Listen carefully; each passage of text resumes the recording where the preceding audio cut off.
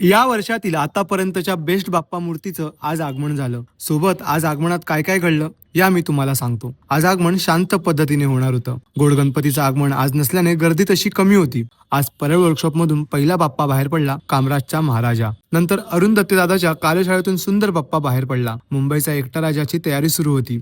दादा स्वतः तिथे दखल घेत होता. तेव्हा परळ वर्कशॉप मधून बाहेर आला कांदिवलीचा मोरेश्वर. गणसंकुल मधून खेतवाडीचा लंबोदर बाहेर आला. तितक्यात गोड गणपतीचा भास झाल्या जणू आगमन झालं खेतवाडीच्या मोर्याचं.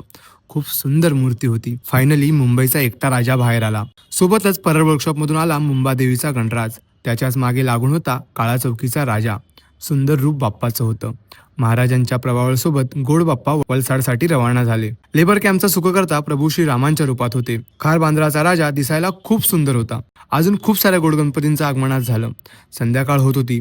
पोलिसांचे पेशन्स लेवल आता संपत होते. छपरी पोरं छपरीपणा सोडायला काही तयार नव्हते. भुसावळचा चिंतामणी आता भुसावळसाठी रवाना झाला. आणि आता येणार होता परळचा लंबोदर. आतापर्यंतची ह्या वर्षीची बेस्ट मूर्ती. मूर्तिकाल कृणाल पाटील ऑरा. मूर्ती बाहेर आली आणि अंगावर काटा आला. सुंदर सुंदर आणि अति सुंदर. त्याच्या सोबतच आगमन झालं परळच्या सम्राटचं.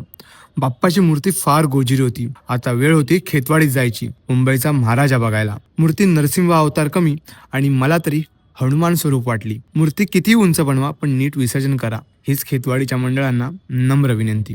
आता भेटूयात पुढच्या आगमन सोहळ्यात.